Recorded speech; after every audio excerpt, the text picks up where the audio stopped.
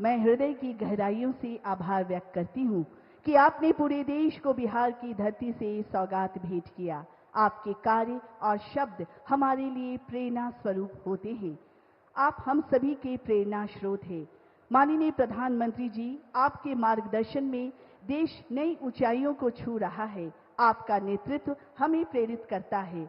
आपसे करबद्ध निवेदन है कि कृपया इस ऐतिहासिक अवसर पर हम सभी को मार्गदर्शित करने की कृपा करें, ताकि आपके विचारों से हम लाभान्वित हो सके।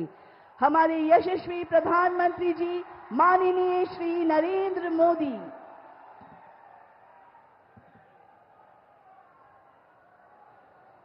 बिहार के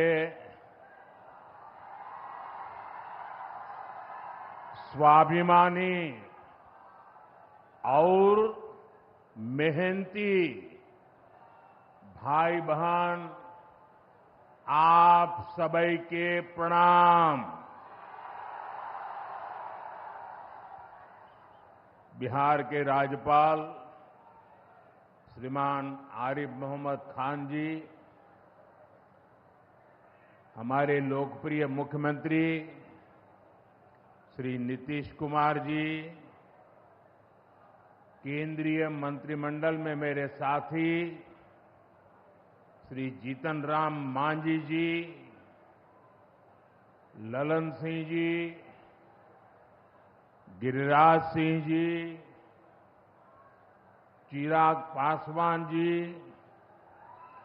नित्यानंद राय जी, सतीश चंद्र दुबे जी, राजभूषण चौधरी जी, राज्य के उप मुख्यमंत्री श्री सम्राट चौधरी जी, विजय कुमार सिन्हा जी, उपस्थित अन्य मंत्रीगण, जनप्रतिनिधिगण और बिहार के मेरे प्यारे भाइयों और बहनों, आज मुझे इस पवित्र भूमि पर बिहार के विकास को नई गति देने का सौभाग्य मिला है। यहां करीब करीब 50,000 करोड़ रुपए से ज्यादा की परियोजनाओं का लोकार्पण और शिलान्यास हुआ है। आप सब बड़ी संख्या में हमें आशीर्वाद देने आए हैं। आपका ये स्नेह, बिहार का ये प्यार, मैं इसे हमेशा सर आंखों पर रखता हूं। और आज बिहार में इतनी बड़ी तादाद में माताओं बहनों का आना, ये अपने आप में बिहार के मेरे इतने कार्यक्रमों की ये सबसे बड़ी शानदार घटना है। मैं माताओं बहनों को विशेष प्रणाम करता हूं। मैं आप सभी जनता जनार्दन का हृदय से आभार व्यक्त करता हूं।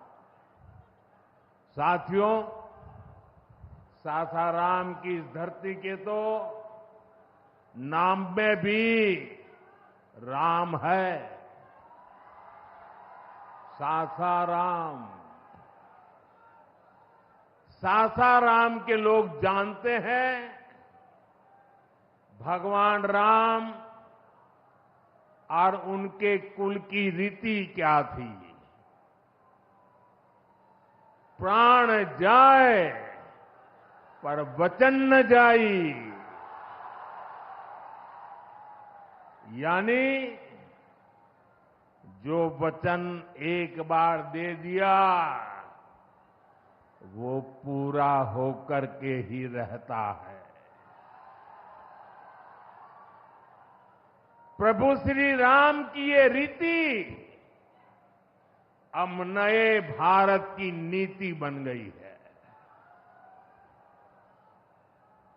अभी पहलगाम में जम्मू कश्मीर में आतंकी हमला हुआ था। हमारे कितने निर्दोष नागरिक मारे गए। इस जघन्य आतंकी हमले के बाद एक दिन के बाद मैं बिहार आया था और मैंने बिहार की धरती से देश को वादा किया था, वचन दिया था, बिहार की धरती पर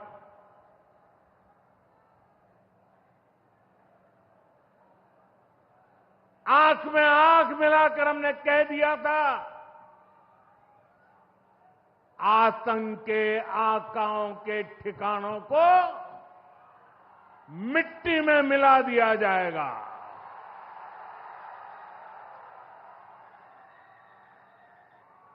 बिहार की धरती पर मैंने कहा था,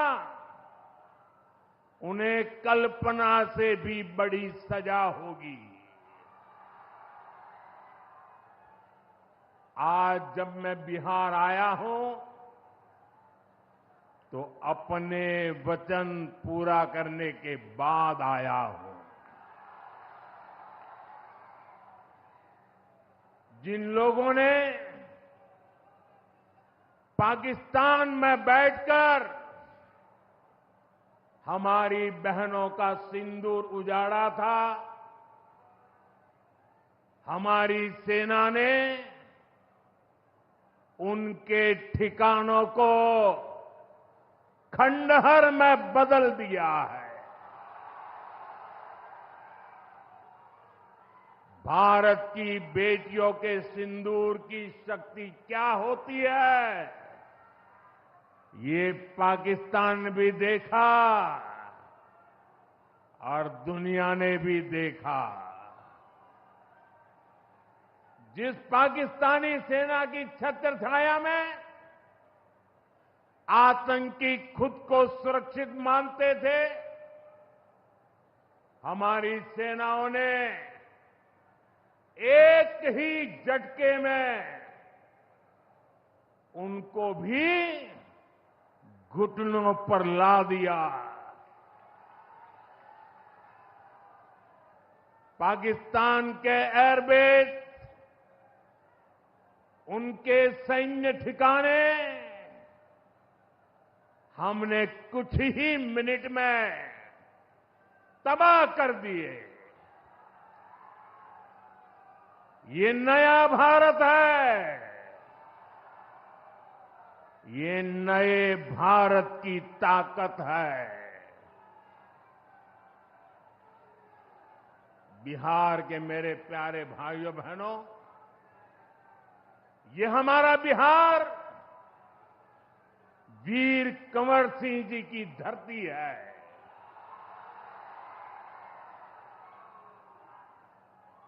यहां के हजारों नौजवान देश की सुरक्षा के लिए सेना में, बीएसएफ में अपनी जवानी खपा देते हैं।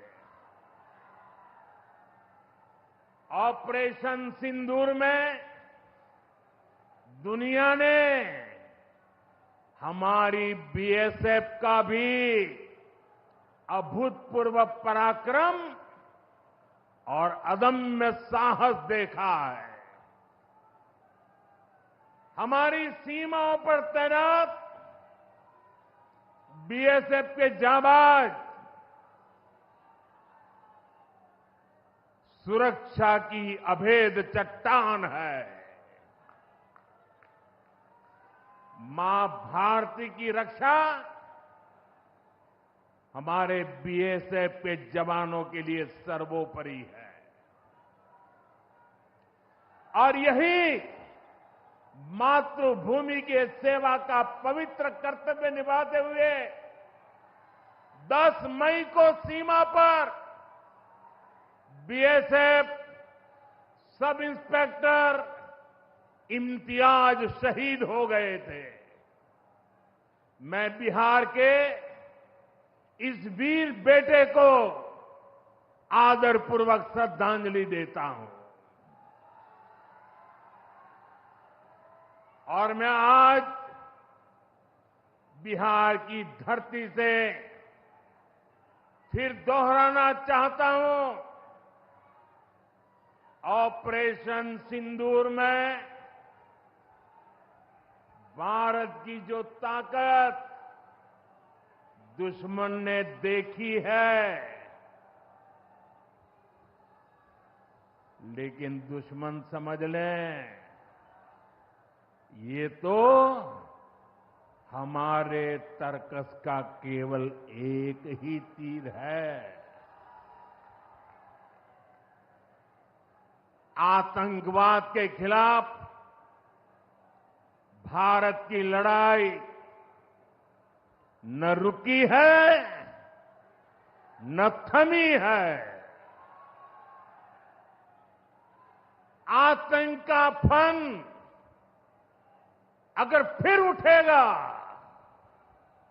तो भारत उसे बिल से खींचकर कुचलने का काम करेगा।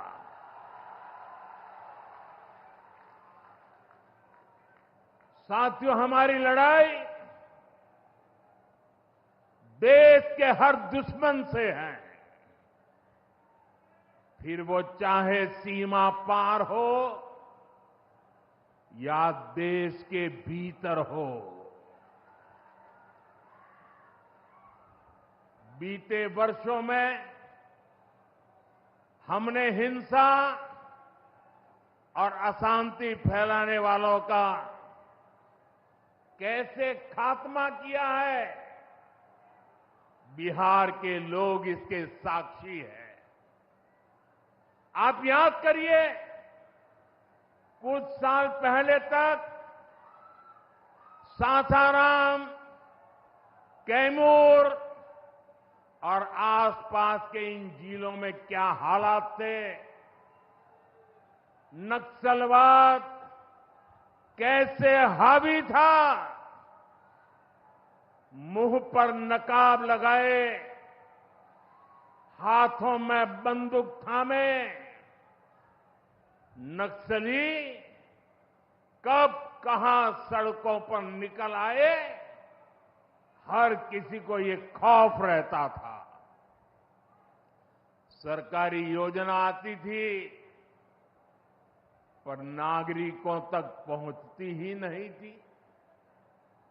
नक्सल प्रभावित गांव में न तो अस्पताल होता था, न मोबाइल टावर, कभी स्कूल जलाए जाते थे, कभी सड़क बनाने वालों को मार दिया जाता था। इन लोगों का बाबा साहब आंबेडकर के संविधान पर कोई विश्वास नहीं था। नीतीश जी ने उन परिस्थितियों में भी यहां विकास की पूरी कोशिश की। 2014 के बाद से हमने इस दिशा में और तेजी से काम किया। हमने माओवादियों को उनके किया की सजा देनी शुरू की।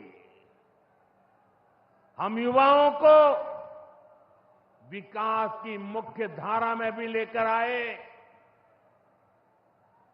11 सालों की दृढ़ प्रतिज्ञा का फल आज देश को मिलना शुरू हुआ है। 2014 से पहले देश में 125 से ज्यादा जिले नक्सल प्रभावित थे। अब सिर्फ 125 से ज्यादा, अब सिर्फ 18 जिले नक्सल प्रभावित बचे हैं। अब सरकार सड़क भी दे रही है, रोजगार भी दे रही है। वो दिन दूर नहीं जब माओवादी हिंसा का पूरी तरह से खात्मा हो जाएगा। शांति, सुरक्षा, शिक्षा और विकास गांव-गांव तक बिना रुकावट के पहुंचेंगे।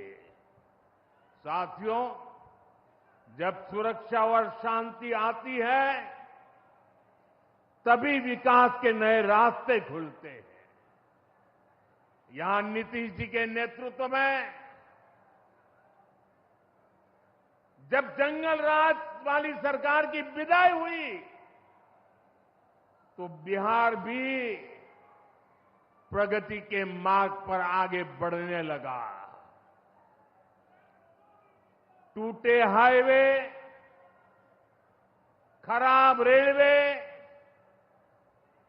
गिनी चुनी फ्लाइट कनेक्टिविटी, वो दौर अब इतिहास बन चुका है, पीछे छूट रहा है। साथियों, कभी बिहार में एक ही एयरपोर्ट था, पटना। आज दरभंगा एयरपोर्ट भी शुरू हो गया है। अब यहां से दिल्ली, मुंबई, बेंगलुरु जैसे शहरों की फ्लाइट मिलती है। बिहार के लोगों की लंबे समय से मांग थी कि पटना एयरपोर्ट के टर्मिनल को आधुनिक बनाया जाए। अब ये मांग भी पूरी हो गई है। कल शाम मुझे पटना एयरपोर्ट की नई टर्मिनल बिल्डिंग का लोकार्पण करने का सौभाग्य मिला है। ये नया टर्मिनल अब 1 करोड़ यात्रियों को संभाल सकता है। बिहटा एयरपोर्ट पर भी 1400 करोड़ रुपए का निवेश हो रहा है। साथियों, बिहार में आज हर तरफ 4 लेन और 6 लेन सड़कों का जाल बिछ रहा है। पटना से बक्सर, गया जी से डोभी, पटना से बोधगया जी, पटना, आरा, सासाराम, ग्रीनफील्ड कॉरिडोर, हर तरफ तेजी से काम हो रहा है। गंगा, सोन, गंडक, कोसी समेत सभी प्रमुख नदियों पर नए पुल बनाए जा रहे हैं। हजारों करोड़ की ऐसी परियोजनाएं बिहार में नए अवसरों और संभावनाओं का निर्माण कर रही है। इन प्रोजेक्ट से हजारों युवाओं को रोजगार मिलेगा। यहां टूरिज्म और व्यापार दोनों को फायदा होगा। साथियों, बिहार में रेलवे की हालत भी अब तेजी से बदल रही है। आज बिहार में वर्ल्ड क्लास वंदे भारत ट्रेनें चल रही हैं। रेलवे लाइनों को डबल और ट्रिपल किया जा रहा है। छपरा, मुजफ्फरपुर, कटिहार जैसे इलाकों में काम तेजी से चल रहा है। सोननगर और अंडाल के बीच मल्टी ट्रैकिंग का काम चल रहा है, जिससे ट्रेनों का आना जाना तेज होगा। सासाराम में भी अब 100 से ज्यादा ट्रेनें रुकती है। यानी हम पुरानी समस्याओं को भी दूर कर रहे हैं और रेलवे का आधुनिकीकरण भी कर रहे हैं। भाइयों बहनों, ये काम पहले भी हो सकते थे, लेकिन जिनके ऊपर बिहार को आधुनिक ट्रेनें देने की जिम्मेदारी थी, उन्होंने रेलवे में भर्ती के नाम पर आपकी जमीन लूटने का काम किया, गरीबों की जमीन लिखवा ली। सामाजिक न्याय की उनकी यही तरीके थे, गरीब को लूटना, उनके अधिकारों को लूटना, उनकी मजबूरी का फायदा उठाना और खुद राजाशाही की मौज करना। बिहार के आप लोगों को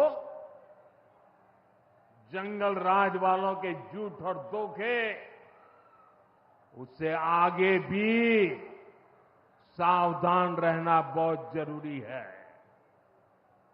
साथियों, बिजली के बिना विकास अधूरा है।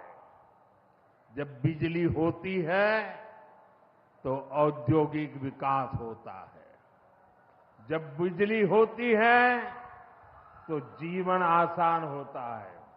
और 21वीं सदी तो टेक्नोलॉजी से दौड़ने वाली सदी है, इसलिए डगर डगर पर बिजली की जरूरत रहने वाली है। बीते वर्षों में बिहार में बिजली उत्पादन पर बहुत जोर दिया गया है।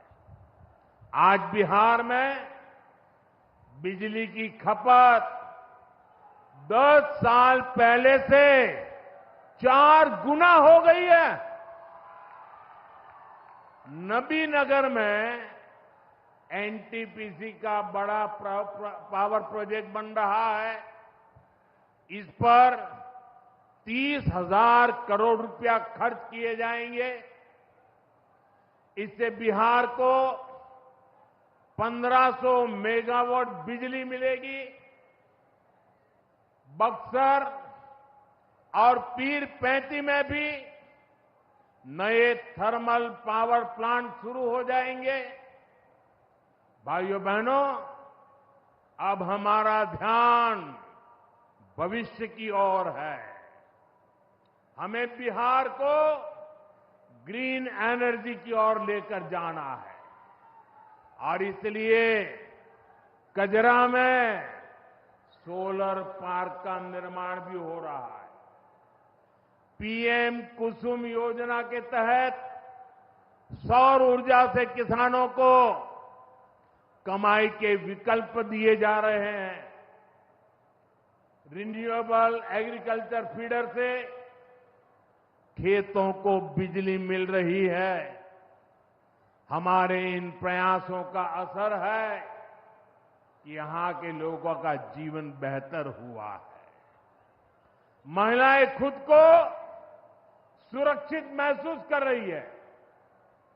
साथियों, जब राज्य में आधुनिक इंफ्रास्ट्रक्चर आता है तो सबसे ज्यादा लाभ गांव, गरीब किसान और छोटे उद्योगों को होता है, क्योंकि वो देश विदेश के बड़े बाजारों से जुड़ पाते हैं। प्रदेश में नया निवेश आता है तो नए अवसर बनते हैं। आप देखिए, पिछले साल हुई बिहार बिजनेस समिट में बड़ी संख्या में कंपनियां यहां निवेश के लिए आगे आई। जब राज्य में उद्योग आता है तो लोगों को मजदूरी के लिए पलायन नहीं करना पड़ता, किसानों को भी नए विकल्प मिलते हैं। यातायात की सुविधाएं सुधरने से उनकी उपज भी दूर दूर तक जा पाती है। भाइयों बहनों, हमारी सरकार बिहार के किसानों की आय बढ़ाने के लिए लगातार काम कर रही है। यहां 75 लाख से ज्यादा किसानों को पीएम किसान सम्मान निधि के तहत आर्थिक सहायता मिल रही है। हमारी सरकार ने मखाना बोर्ड की घोषणा की है। हमने बिहार के मखाना को जीआई टैग दिया। इससे मखाना किसानों को बहुत लाभ हुआ है। इस साल के बजट में हमने बिहार में फूड प्रोसेसिंग के लिए नेशनल इंस्टीट्यूट का भी ऐलान किया है। अभी 2-3 महीने पहले ही कैबिनेट ने 2-3 दिन पहले ही कैबिनेट ने खरीफ के मौसम के उसके लिए धान समेत 14 फसलों की एमएसपी को बढ़ाने को मंजूरी दी है।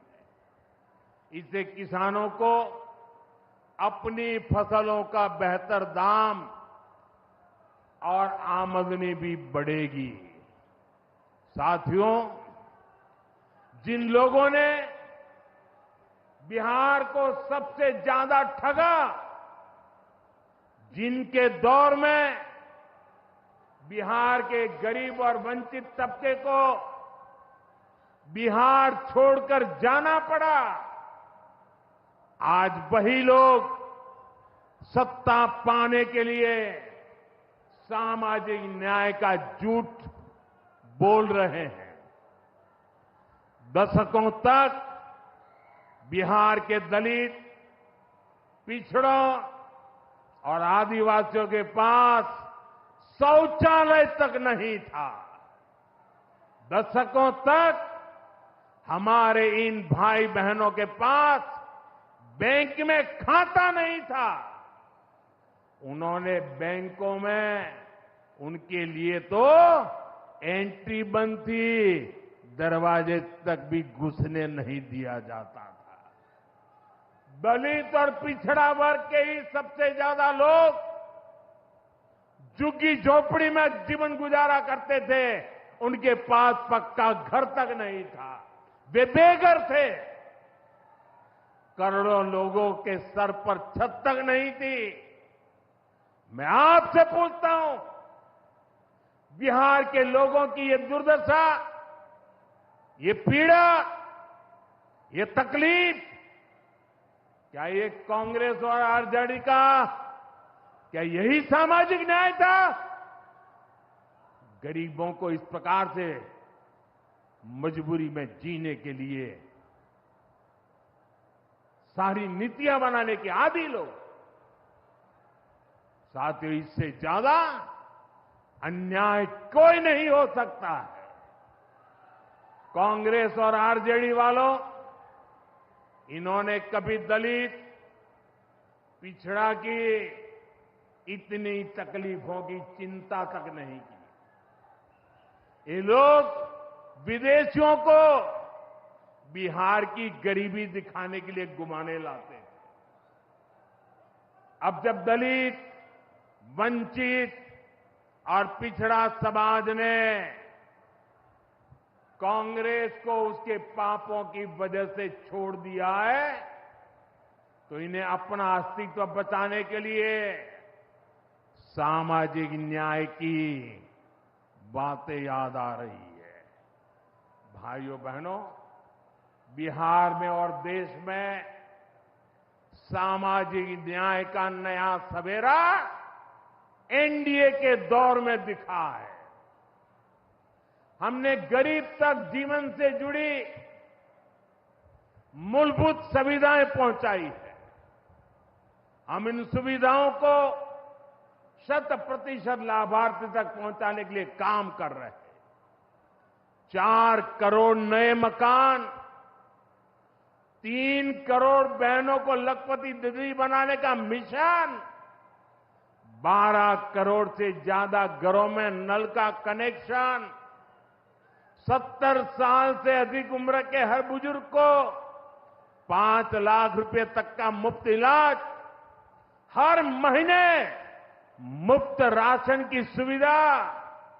हमारी सरकार हर गरीब और जरूरतमंद के साथ खड़ी है। साथियों, हम चाहते हैं कि कोई भी गांव छूटे नहीं, कोई भी हकदार परिवार सरकार की योजनाओं से वंचित न रह जाए।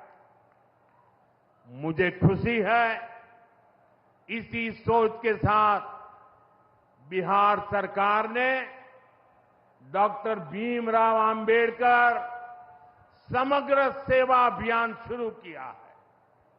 इस अभियान में 22 जरूरी योजनाएं एक साथ लेकर सरकार गांव-गांव, टोला-टोला पहुंच रही है।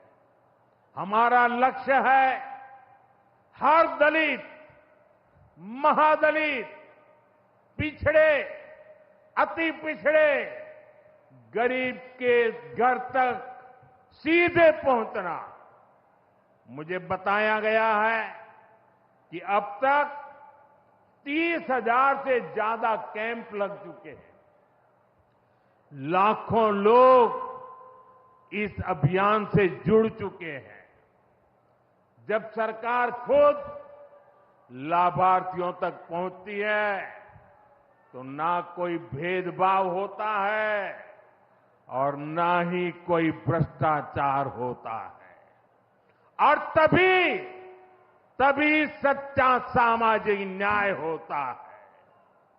साथियों, हमें हमारे बिहार को बाबा साहब आंबेडकर, कर्पूरी ठाकुर, बाबू जगजीवन राम और जेपी के सपनों का बिहार बनाना है।